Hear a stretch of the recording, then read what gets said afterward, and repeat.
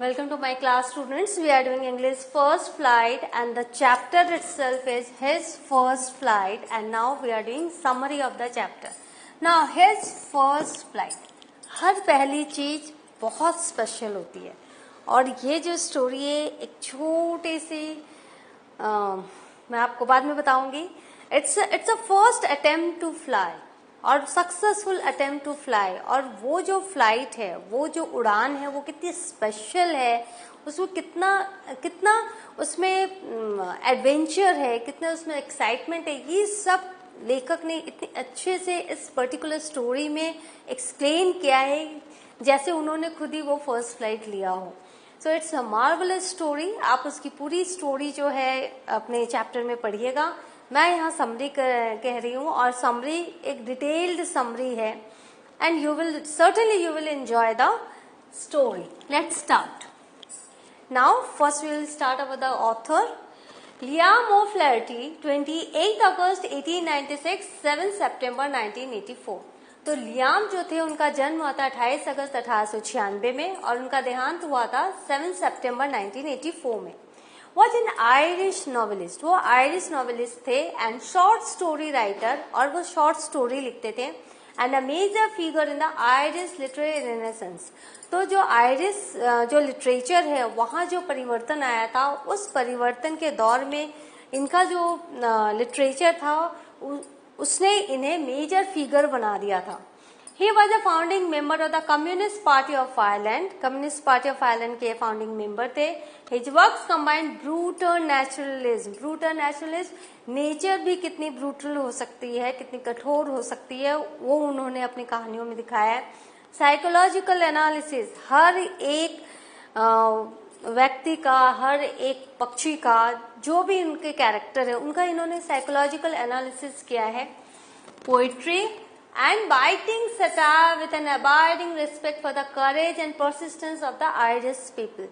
तो इन्होंने अपने लेख में, इन्होंने अपनी कहानियों में क्या, बाइटिंग सटायर. सटायर मतलब एक सटायर मतलब जब हम कटाक्ष करते हैं किसी पर्टिकुलर चीज के ऊपर, जब हम जो कड़वी चीजों को जब हम आयरॉनिकली बोलते हैं, वो एक सटायर था, एक बाइटिंग सटायर था. बहुत तीखा कटाक्ष ये करते थे.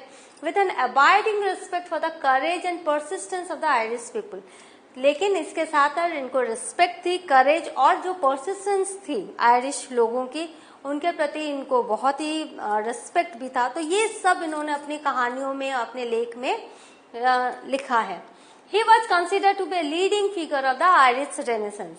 His main works include the novels Thy Neighbor's Wife, London, Jonathan Cape, 1923, The Black Soul, Jonathan Cape, 1924, The Informer, Jonathan Cape, 1925, which was made into a film of the same name by John Ford, और भी etcetera, और भी इनके बहुत सारे काम है ना. उनकी जो शॉर्ट स्टोरी कलेक्शन है वो है द शॉर्ट स्टोरी जो Liam ओ'फ्लैherty, 1937.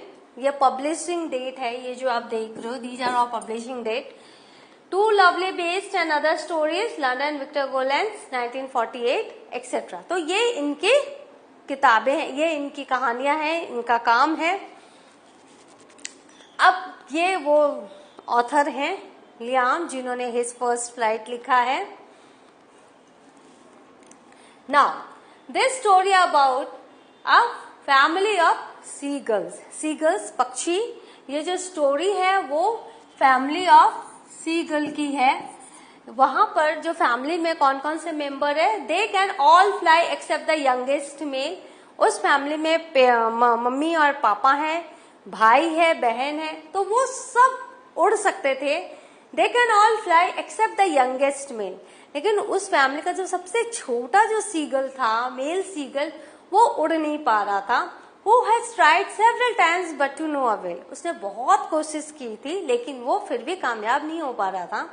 The story is a metamorphical representation of humans need to be independent. ये जो स्टोरी है ये एक मेटामॉर्फिकल प्रेजेंटेशन है. मेटामॉर्फिकल प्रेजेंटेशन, इस स्टोरी के जरिए हमें यह बताया गया है कि कितना जरूरी है हमें स्वतंत्र होना, हर काम में इंडिपेंडेंट होना. अगर हम हर समय दूसरों पर हम आधारित रहेंगे, दूसरों पर हम दूसरों के ऊपर ही हम अपना सब कुछ छोड़ देंगे तो हमारी लाइफ जो है जीना बहुत मुश्किल हो जाएगा। तो हमारी ये जरूरत है कि हम इंडिपेंडेंट हो एंड कॉन्फिडेंट, और ये इसके साथ साथ बहुत जरूरी है कि हम कॉन्फिडेंट भी हो, हमें कॉन्फिडेंस रहे, but still appreciative and understanding of friends and family. लेकिन इसके साथ साथ हमें फ्रेंड्स एंड फैमिली के प्रति हमें अंडरस्टैंडिंग भी होना है, हमें अप्रिशिएटिव भी होना है। तो ये जो पूरी स्टोरी है एक फैमिली लाइफ को दिखाती है, हमारे अपने जीवन में हमें कैसा बनना चाहिए वो भी सिखाती है। तो हम स्टार्ट करते हैं ये story. Now summary start. There were 6 seagulls in total. 6 seagulls थे in total. A mother, a father, 3 sons and 1 daughter. 3 बेटे, 1 बेटी और मम्मी एंड पापा। All of the children had learned to fly except for the youngest son. सब ने उड़ना सीख लिया था लेकिन छोटे बेटे ने अभी तक नहीं सीखा था। The parents had tried countless time to get him to fly. जो पेरेंट्स थे उन्होंने बहुत बार कोशिश की countless time तो उसको उड़ना सिखा दें, but he was too scared. लेकिन उसे बहुत डर लगता था and he relied on the food that his parents brought back from their flight. और वो बहुत निर्भर रहता था, रिलायड ऑन द फूड, उस खाने पर जो उसके पेरेंट्स लेकर आते थे उसके लिए। आपने देखा है ना, चिड़िया के बच्चे जब रहते हैं छोटे तो माँ बाप आते हैं उसके मुंह में खाना डालते, तो ये अभी तक उड़ना नहीं सीख पा रहा था, स्केयर्ड था और उसी खाने पर वो डिपेंडेंट था जो उसके मम्मी पापा लाके उसे खिलाते थे। All day long, सारा दिन he had watched his parents flying about with his brother and sister. वो दिन भर देखता था कि कैसे उसके पेरेंट्स उड़ रहे हैं उसके भाई और बहन के साथ, perfecting them in the art of flight. और ये भी देखता था कैसे उसके पेरेंट्स अपने दूसरे बच्चों को परफेक्ट कर रहे हैं आर्ट ऑफ फ्लाइंग में, teaching them how to skim the waves and how to dive for fish. और उनको ये सिखा रहे हैं हवा में कैसे गोते लगाना चाहिए, कैसे पानी में गोते लगाकर फिश पकड़ना चाहिए, ये सब ये देखता था। So once left with no other option, the parents decided that they must take firm measures to help the youngest son learn to fly. तो एक दिन क्या हुआ कि उनके जो पेरेंट्स थे उन्होंने देखा काफी दिन हो गए, इतना डर रहा है, उड़ने की कोशिश नहीं कर रहा है, तो उन्होंने क्या किया, अब एक लास्ट ऑप्शन जो उनके पास था वो उन्होंने लिया। उन्होंने कहा कि अब कुछ कड़ा कदम उठाना पड़ेगा ताकि जो बच्चा है वो सीख जाए उड़ना। The whole family flew away. पूरी की पूरी फैमिली उड़कर चली गई, leaving the youngest son alone on the rock without food. और जो रॉक था, जो पत्थर था, बड़ा सा पहाड़ था रॉक, उस पर उसने क्या किया, बच्चे को अकेला छोड़ दिया और वो सब दूर चले गए उड़ के। And all the morning they walked about on the big plateau midway down the opposite cliff, taunting him with his cowardice. और सारा दिन उन्होंने क्या किया, पूरी मॉर्निंग उन्होंने क्या किया, वो एक बिग प्लेटो में चले गए जो कि 2 ऑपोजिट क्लिफ था, समुद्र के अंदर ही एक ऑपोजिट क्लिफ था, वहां पर वो चले गए और उसको टॉन्ट करने लगे कि तुम कितने कावर्डिश हो, तुम कितने डरपोक हो। This was an attempt to motivate the youngest son to fly. वो ऐसा इसलिए कर रहे थे ताकि वो उसको मोटिवेट कर सके उड़ के आने के लिए, so that he can be with his family and find food. ताकि वो उड़े, कोशिश करे और अपनी फैमिली के साथ यूनाइटेड हो जाए और खाना भी ढूंढना सीख जाए। It became apparent that the youngest son was still very hesitant and afraid. लेकिन ये पूरा दिख रहा था, समझ में आ रहा था कि इतना होने के बावजूद भी जो बच्चा था यंगेस्ट सन, अभी भी वो हेजिटेंट था, अभी भी वो हिम्मत नहीं जुटा पा रहा था और डरा हुआ था। The great expanse of sea stretched down beneath. उसके सामने बहुत विशाल समुद्र फैला हुआ था, and it was such a long way down, miles down. और उसे बहुत दूर जाना था क्योंकि उसके पेरेंट्स बहुत दूर थे उससे। He felt certain that his wings would never support him. वो बिल्कुल ही उसमें ये उसके अंदर भावना भरी हुई थी कि मेरे जो पंख है वो मुझे सपोर्ट नहीं करेंगे, मैं अपने पेरेंट्स के पास नहीं पहुंच पाऊंगा।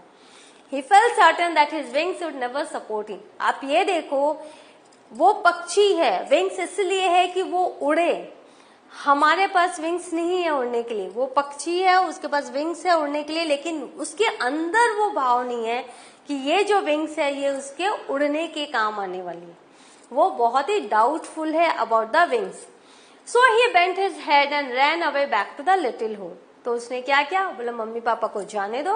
वो वापस से उसने अपने गर्दन को झुकाया सैडनेस में और अपने होल में चला गया. He had not eaten since the previous nightfall. पिछली रात से लेकर अभी तक उसने कुछ खाया नहीं था. He sees his mother eating fish in the distance. और दूर से वो देख रहा था कि उसकी मम्मा फिश खा रही है. Now and again she tore at a piece of fish that lay at her feet. हर बार वो क्या करती है, एक फिश को लेती हैं और उसे फाड़ती हैं और जो उनके पास पड़ा रहता है, and then scraped each side of her beak on the rock. और फिर अपने जो बीक है उसको वो रॉक पर वो तेज करती हैं, scraped each side of her beak on the rock. The sight of the food maddened him. तो वो फिश को देखकर खाने की वो मम्मी को वो खाता देख के वो बहुत ही उतावला हो रहा था. maddened him. वो भूख से वो व्याकुल हो रहा था. How he loved to tear food that way. उसे उस तरह से फूड को टेयर करना, फाड़ना उसे बहुत अच्छा लगता था. The mother then approached him. जब मम्मी ने देखा, मदर सीगल ने देखा बच्चा तो आ नहीं रहा है, तो मदर क्या की, वो उसकी तरफ उड़ी. But when she was just opposite to him, लेकिन जब वो उसके थोड़ी दूर थी opposite to him, she halted, वो रुक गई. हर विंग्स मोशनलेस, उसने अपने विंग्स को मोशनलेस कर दिया, बिल्कुल ही बिना किसी मूवमेंट के. The piece of fish in her beak almost within reach of his beak. और जो उसके मुंह में जो मदर सीगल के मुंह में जो फिश था वो ऑलमोस्ट वो बच्चे के बीक के पास ही था, रीच ही में था, वो उसे ले सकता था. मैडेन बाय हंगर, भूख से व्याकुल था वो बच्चा. ही डाइव्ड एट द फिश, उसने फिश पर उछाल मारी. With a loud scream he fail outwards, लेकिन क्या हुआ, वो गिर पड़ा. एंड डाउनवर्ड्स इनटू स्पेस, और फिर वो उसने छलांग मारी लेकिन कोई फायदा नहीं हुआ, वो नीचे गिर पड़ा. देन अ मॉन्स्ट्रस टेरर सीज्ड हिम, जब उसके साथ ऐसा हुआ तो बहुत ज्यादा वो डर गया. मॉन्स्ट्रस टेरर, एक जाइंट टेरर, बहुत ज्यादा डर उसके अंदर आ गया. And his heart stood still, और उसका दिल बिल्कुल बैठ गया. ही कुड हियर नथिंग, वो कुछ भी नहीं सुन पा रहा था. But it only lasted a minute, लेकिन वो जो है थोड़ी देर वो था, ये जो इसका जो डर था थोड़ी देर था. The next moment he felt his wings spread outward. थोड़ी देर में उसने देखा कि जो उसके स्प्रिंग है वो फैल गए हैं बाहर की तरफ. The wind burst against his breast feathers, और जो विंड है, हवा जो है उसके ब्रेस्ट फेदर्स से होकर गुजर रही है, क्योंकि अब विंग खुल गए हैं तो उसकी छाती से के पास जो फेदर्स उसके पास से वो हवा गुजर रही है. देन अंडर हिज स्टमक, उसके स्टमक के नीचे उसने हवा को फील किया. एंड अगेंस्ट हिज विंग्स, और विंग्स के अगेंस्ट फील किया. He could feel the tips of his wings cutting through, और वो फील कर पा रहा था कि कैसे उसके पंख के जो टिप है वो हवा को काट रहे हैं. tip the air. He was not falling headlong now. अब वो नीचे नहीं गिर रहा है. उस समय क्या हुआ था, जब उसने एक उछाल मारी थी तो वो उछाल मारी लेकिन वो नीचे गिरने लग गया. जब वो नीचे गिरने लग गया तो अचानक उसने देखा कि इसके विंग फैल गए हैं, खुल गए हैं, तो अब वो नीचे नहीं गिर रहा है. He was soaring gradually downwards and outwards. वो क्या कर रहा है, वो सोर कर रहा है downwards and outwards. The entire family is thoroughly enjoyed, over enjoyed. उसको इस तरह करता देख पूरी की पूरी फैमिली जो है वो ओवर एंजॉयड हो गई. हुआ ये, जब उसकी मम्मी उसके पास आई, उन्होंने जब फिश देना चाहा, बेटे ने जब उसको लेना चाहा, डाइव किया, उसकी मम्मी दूर चली गई ताकि वो फिश जो था एक बेट की तरह था, ताकि वो उड़ने की कोशिश करे. वो उड़ने की कोशिश ही नहीं कर रहा था. उस समय उसने कोशिश की. This story highlights the importance of independence and self believe. तो आपने देखा उसने उड़ने की कोशिश की और उसमें वो कामयाब हुआ. उसे ये विश्वास हो गया कि उसके जो पंख है वो उसकी उड़ान भरने में उसके सहायक है, उसमें इतनी शक्ति है. तो ये जो स्टोरी हाईलाइट करती है हमारे लाइफ में क्या, कि हमें इंडिपेंडेंट होना है, हमें दूसरों पर निर्भर नहीं रहना है, एंड हमें खुद पर एक बिलीफ होना चाहिए, खुद पर एक उम्मीद होना चाहिए कि हम कुछ भी कर सकते हैं. As well as the need to remain involve in family life, और साथ ही साथ हमें फैमिली से भी कनेक्टेड रहना है। फैमिली में अगर कोई है जिसे हमारी मदद की जरूरत है, हमें उस समय उसके साथ होना है, क्योंकि फैमिली का साथ जब तक आपके पास रहेगा तब तक आप सक्सेसफुल रहेंगे। तो दिस इज द स्टोरी।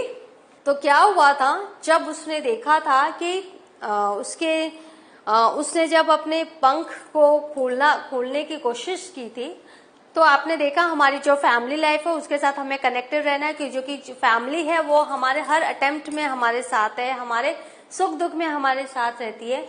तो वो जो सीगल था, उसने जब ये वास्ट ग्रीन सी देखा नीचे, अपने नीचे beneath him, he dropped his legs to stand on the green sea। तो उसने क्या किया, अपने जो पैर है वो उसने समुद्र में के पानी में रखा, beneath on the green sea, his legs sank into it, और उसके जो पैर थे वो पानी में डूबे। He screamed with fright, तो वो थोड़ा सा डर गया, उसने आवाज स्क्रीम किया, and attempted to rise again flapping his wing। तो पानी को जब उसके पांव डूबने लग गए तो वो फिर से वो डर गया, उसने स्क्रीम किया और उसने फिर से ऊपर उड़ने की कोशिश की बाय फ्लैपिंग हिज विंग्स, अपने पंखों को फड़फड़ाते हुए। बट ही वॉज टायर्ड, लेकिन अब तक में वो टायर्ड हो चुका था, एंड वीक विथ हंगर, और कल रात से उसने कुछ खाया नहीं था, तो वो बहुत कमजोरी फील कर रहा था। And he could not rise, तो वो और उड़ नहीं पाया, वो वहीं पर उसने पाँव को उसने वहीं पानी से सटा के रखा। His feet sank into the green sea, और वो जो समुद्र है उसमें उसके जो पाँव है वो डूबे रहे। And then his belly touched it, और उसके बाद उसकी जो बेली है, स्टमक है, उसने उसको टच किया, क्योंकि समुद्र में लहरें आती हैं। And he sank no further, लेकिन वो तो डूबा ही नहीं। He was floating on it, वो उसके ऊपर तैर रहा था। And around him his family was screaming, और उसके पूरी चारों तरफ कौन थे, उसकी फैमिली थे, उसके मम्मी पापा, उसके भाई बहन, सब उसके चारों तरफ घूम रहे थे। Praising him and their beaks were offering scraps of dogfish, और उसकी बहुत प्रशंसा कर रहे थे, और उसे क्या ऑफर कर रहे थे, उसे डॉग फिश के टुकड़े, स्क्रैप्स उसको ऑफर कर रहे थे।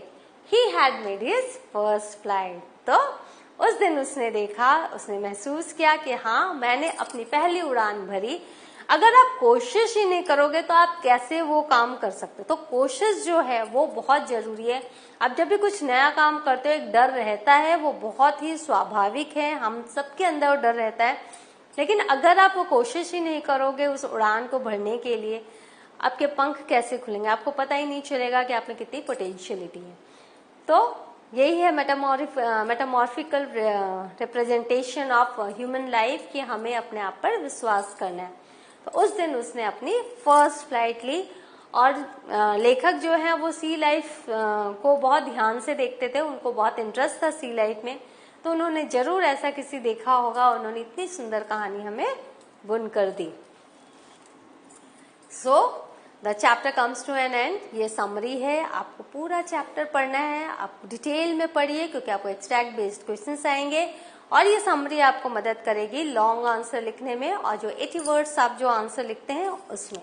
In the next class I will do question answer of this particular chapter. Till then, enjoy the story. Thank you.